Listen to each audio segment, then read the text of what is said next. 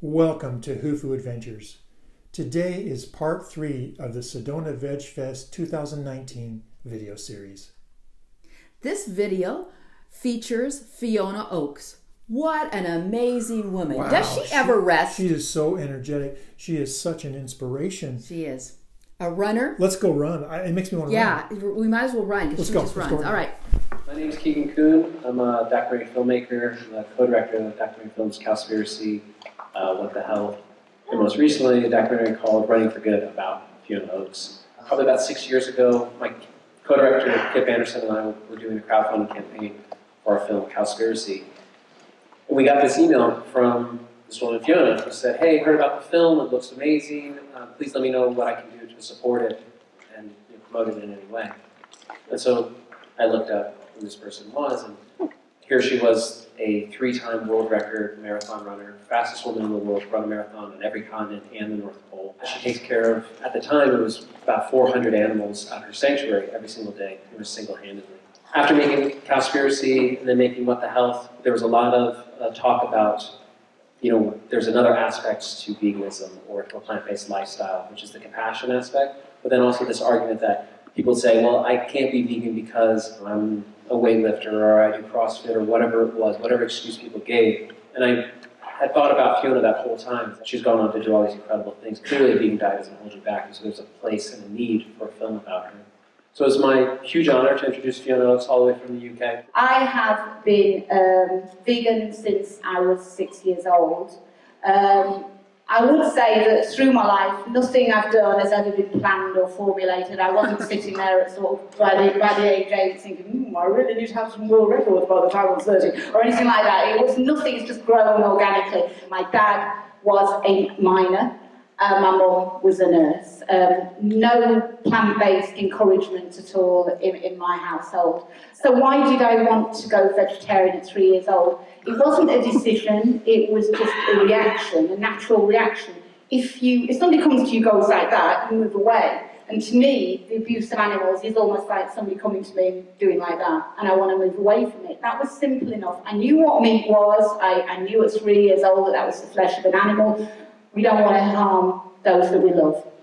As I became a little bit older, I started to ask my mum questions such as, what's this with chickens and why do we take their eggs, why do we need their eggs? So my mum decided at the time, you know what, I'm going to be honest with my daughter and I'm going to tell her the truth and let her make her own decisions. And for that, I feel really, really blessed. We went through some really, really tough times in terms of the fact that I had a lot of surgeries, which left me with a disability in my knee in my teenage years. When I was being hospitalised, as 17 surgeries altogether, I think, the vegan thing came up, and veganism was likened at the time to an eating disorder, and my mum was accused of child abuse and child cruelty for allowing me to continue with this weird diet that I insisted on. And my mum's retaliation to it at the time was, it's more cruel to lie to your child than actually just tell her the truth. And this was back in the 1970s when I wanted to go vegan. I didn't tell my mum I wanted to go vegan because I didn't even know what the word was. I knew the principle behind it. Fortunately, my mum knew a lady who was vegan, a music teacher, that my mum had stayed in touch with after school because my mum was actually a very, very good pianist. And my mum went to this lady and asked her to articulate in adult terms what I was feeling as a child, and she was a great help at the time. It was always a dream.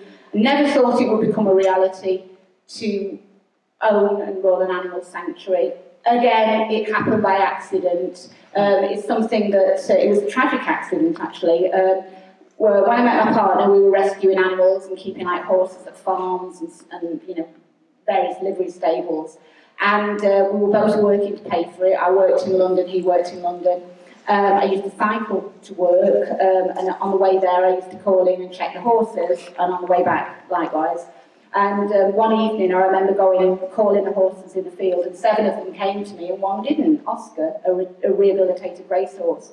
And I went to look for him in the field, and he'd had a terrible accident. He'd become impaled on a fence.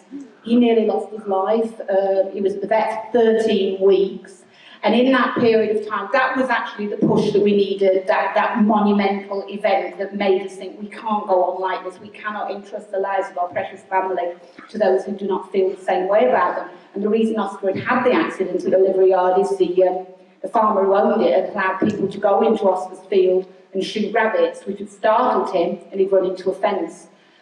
So Oscar went to the vet, and at that time we just went into super overdrive to try and raise the funds to buy what was the original Sanctuary Tower Hill stables. Everybody pulled in. I remember I got a 98-year-old great aunt called Auntie Nancy, and when she knew, she kind of shuffled over to the bed and she kept like some money for her funeral under the mattress, and she gave it to my mum and said, "Here, I won't be able to die just yet, give it to Fiona." And so my mum sold like her engagement ring, she sold the piano, the furniture was disappearing in the house around my dad, and he didn't quite know what was going on. But we got the money together to get Tower Hill Stables Animal Sanctuary, just a small plot of land with a property on, near enough to where Martin was working so that he could carry on working and I could stay at home and look after the animals. That was the plan. We didn't intend it to grow. We didn't intend to have 400 animals. We've got a lot of pigs. We've got a lot of dairy cattle. We've got a lot of horses. We've got a lot of sheep. And I thought, I can rescue, but I need to be able to get the message out there to people to stop abusing neglecting animals and exploiting them. So I thought, well, how can I do this? I need to have a platform from which I can speak out. What can I do? I need to build a platform. And at the time, I knew I was fairly sporty. I knew I'd been told I couldn't run. I'd been told I wouldn't walk properly. And I was getting about fine. So I thought, what about jogging? What about running? And the reason I took to running is the buzzword in athletics in the UK was the marathon. And it was the marathon because of a lady running called Paula Radcliffe. I don't know if people will have heard of her in the US because she's retired now. But she was breaking marathon world records as a British athlete, which was basically unheard of.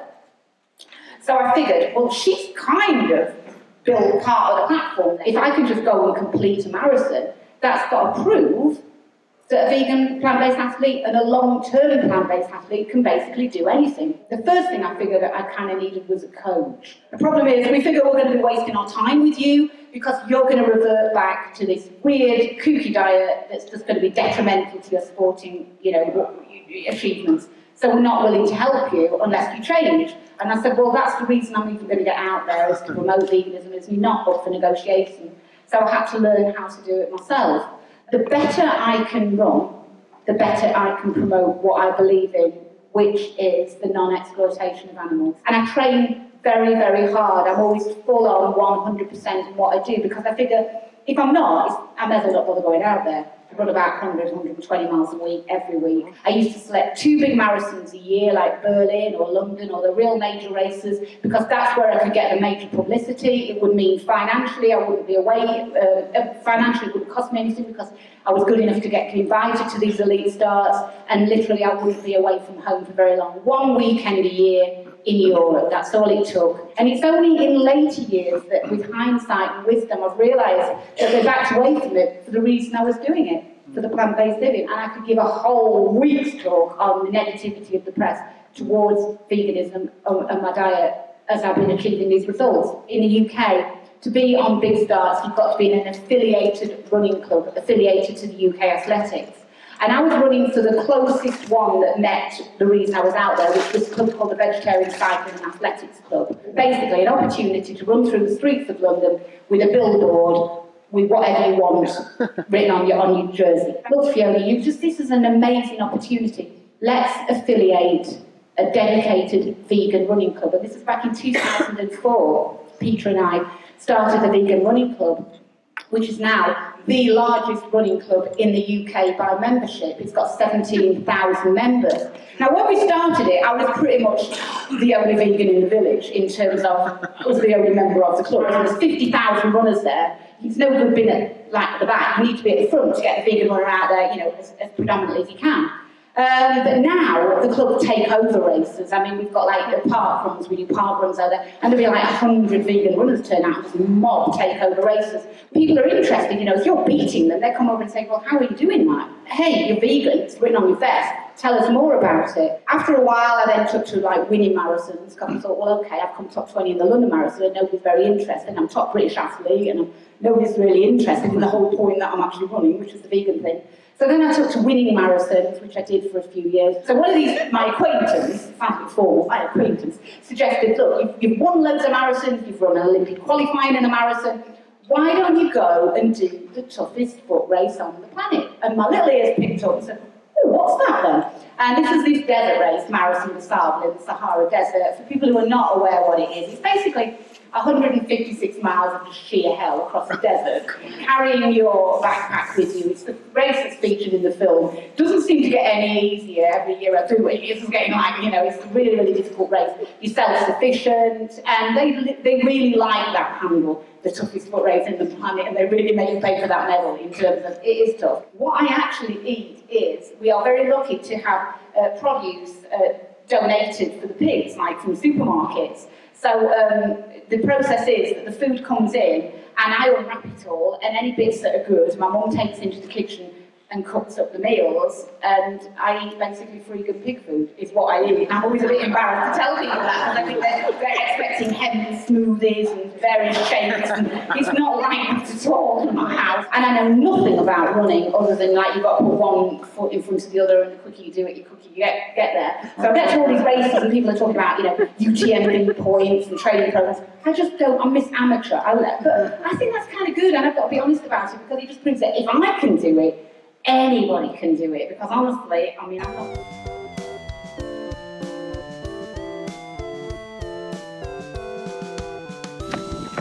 Good run. Thanks for watching. Don't forget to subscribe for more whofoo content. Until next time, do you whofoo?